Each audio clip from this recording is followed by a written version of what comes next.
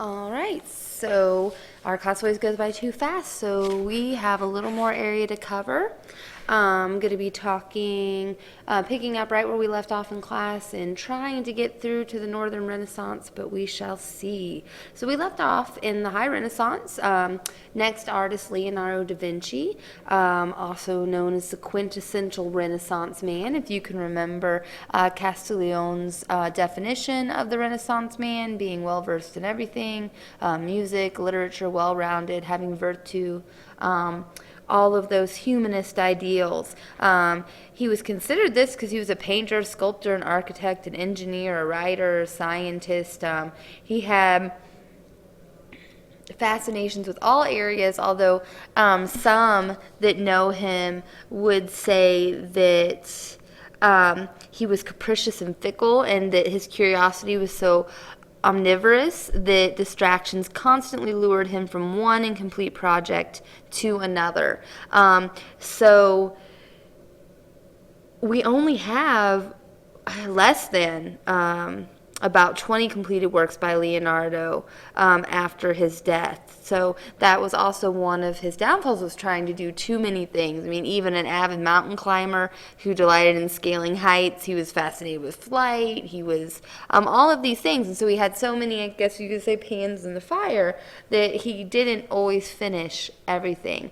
But some of the things he's best known for, of course, the Mona Lisa, which has a link here, and I'll put my PowerPoint up on Edmodo, but to go to the article I talked about with the recent discovery that they may have found the Italian family, or the young lady in the Italian family who was actually the model for the Mona Lisa. But you can see this sfumato here, or the blending of and softening of lines, so very Renaissance. Also, the expression on the face has intrigued people since its creation.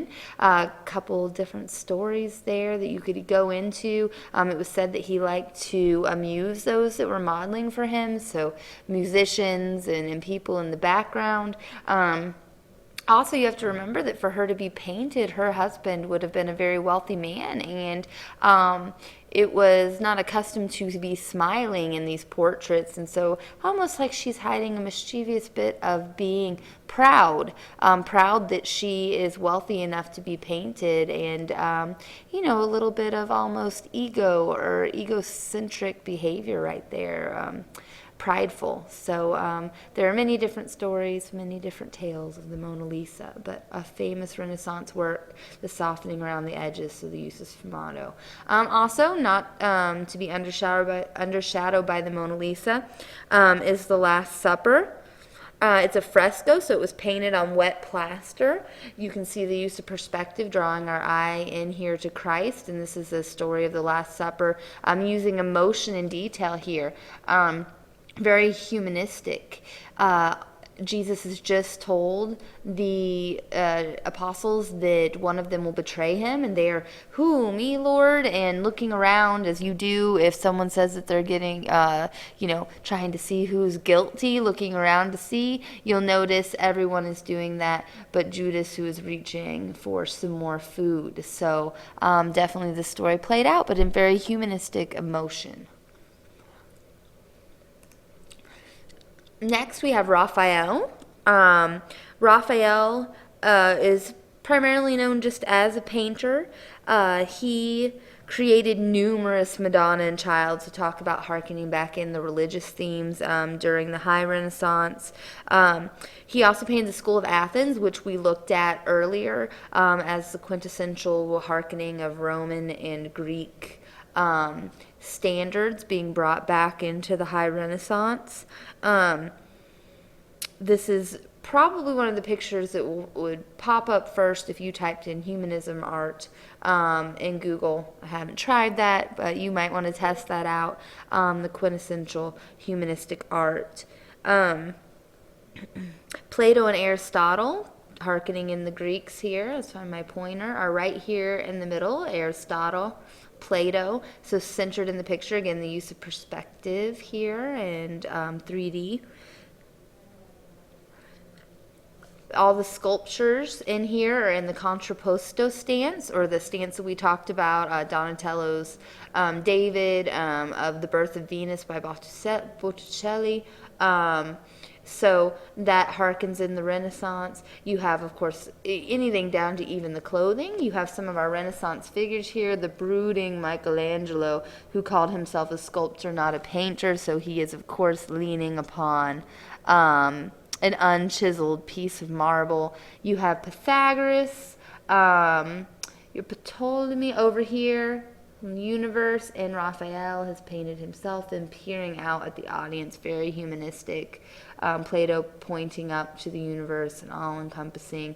It's just so many details of humanism and the revival of Greek and Roman learning. You could pick apart this painting forever. I mean, even the fact that Michelangelo, they think, was included later, because kind of a brooding between he and Raphael, and not getting recognized for a sculpture he did, and people actually think it was Raphael's, and then it's the only sculpture Michelangelo will put his name on. He comes back and chisels his name into it so that Raphael will get no credit. So tons of stuff going on here. Within Raphael's. He was a child prodigy. By the age of 26, he was painting for the papacy.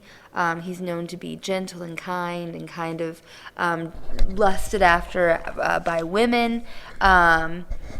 Michelangelo would say everything he knew I taught him, but his father, who was actually an amateur painter, taught him. He did learn certain techniques, though, by studying Leonardo and Michelangelo, but definitely the prodigy of the group.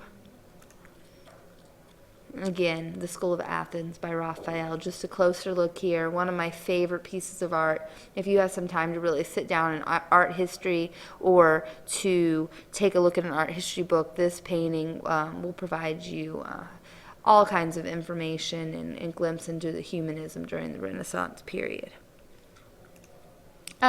Michelangelo is our next artist. Of course, famous for painting the ceiling. That should say ceiling here, not selling.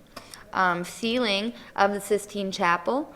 Although he will always deem himself a sculptor rather than a painter. He thinks painting is a lesser art.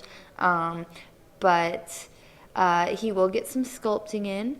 So David is his humanistic marble sculpture glorifying the human body, again in the contrapposto stance and emotional facial features. Different than the David that I showed you by Donatello, as because this is after or before the battle.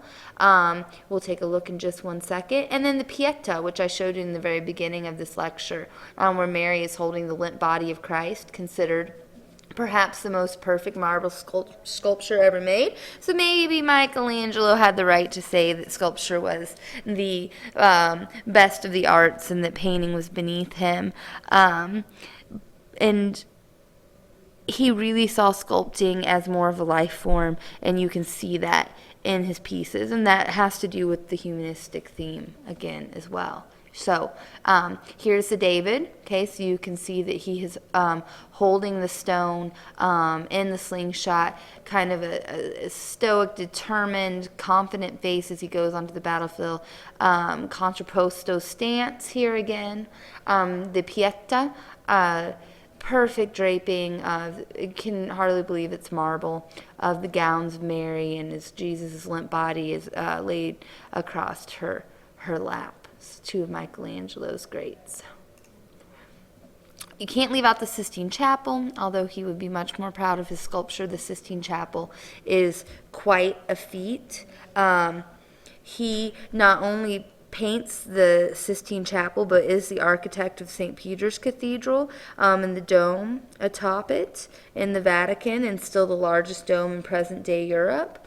The Sistine Chapel, however, will be painted in less than 4 years, which shows the remarkable determination of Michelangelo. Pope Julius II had only asked Michelangelo for a few vines on a blue background to spruce up the ceiling of the Sistine Chapel, and Michelangelo, never one to say someone knows more than him, gave him more than 340 human figures, 10 to 18 feet tall, representing the origin and fall of man. It's the most ambitious artistic undertaking of the whole Renaissance. The fact that Michelangelo even accomplished this in less than 4 years, virtually without assistance, was a testimony to his single-mindedness, that he was unlike Leonardo in the fact that he did not have 20 things going on. This was his project. The physical conditions in painting this were a very formidable challenge. Nearly one half the length of a football field, the ceiling had 10,000 square feet to be designed, sketched, plastered, and painted. The roof leaked, which made the plaster too damp, which you cannot paint on plaster if it is damp. The curved shape of the vault divided the room, made Michelangelo's job doubly hard. In addition, he had to work on the 7 high-story scaffold in a cramped and uncomfortable position. But despite, again, his kind of disdain or hate for painting, his fresco was a culmination of figure painting, with the figures drawn not from the real world but from a world of his own creation.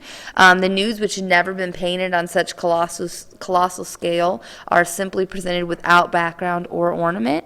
As within his sculptures, though, you'll notice that the torsos are more colossal in scale and more expressive than even the faces. He is very realistic. There's the humanist there. He wanted these paintings, again, harkening back to sculpture, to look like sculptures, to have a lifelike quality. You'll see the Last Judgment within the fresco of the Sistine Chapel on the wall, which will be finished 29 years after the ceiling.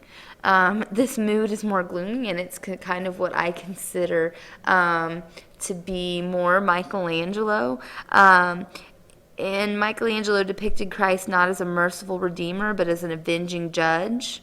So much so that Pope Paul III fell to his knees when he saw it and told the Lord not to hold his sins against me.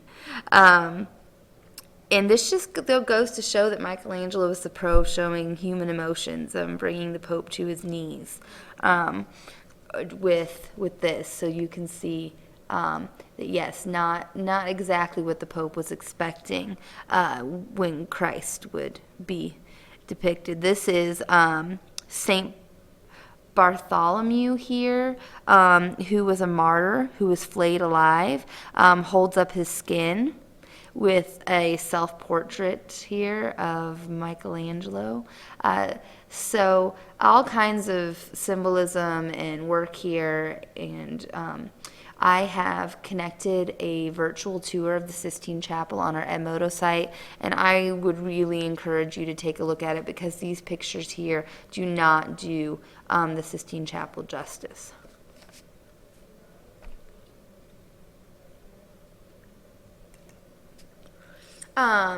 Next we have Titian, which is one of the greatest painters of the Venetian school. He is best known for his use of vivid color and movement, in contrast to the more subtle colors and static figures of the Florentine style. So when we're back in Florence, if you can kind of look, he is going to use much more vivid colors in his paintings.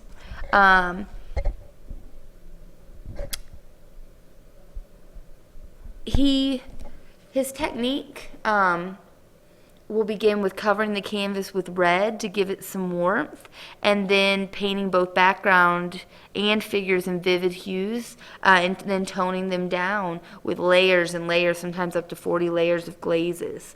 It was a painstaking method, but he was able to portray any texture completely convincingly, whether polished metal, shiny silk, red gold hair, or warm flesh, and he was the first to adorn wood panels. He also established oil on canvas as a typical medium, so a big innovation there, promoting that. However, after his wife died in 1530, his paintings will become more muted, almost monochromatic, but he will stay extremely prolific until his late 80s, and till his eyesight failed. He began to loosen his brushstrokes, and at the end they were broad and so thickly loaded with paint and slashing that one of his students reported that he painted more with his fingers than with his brushes.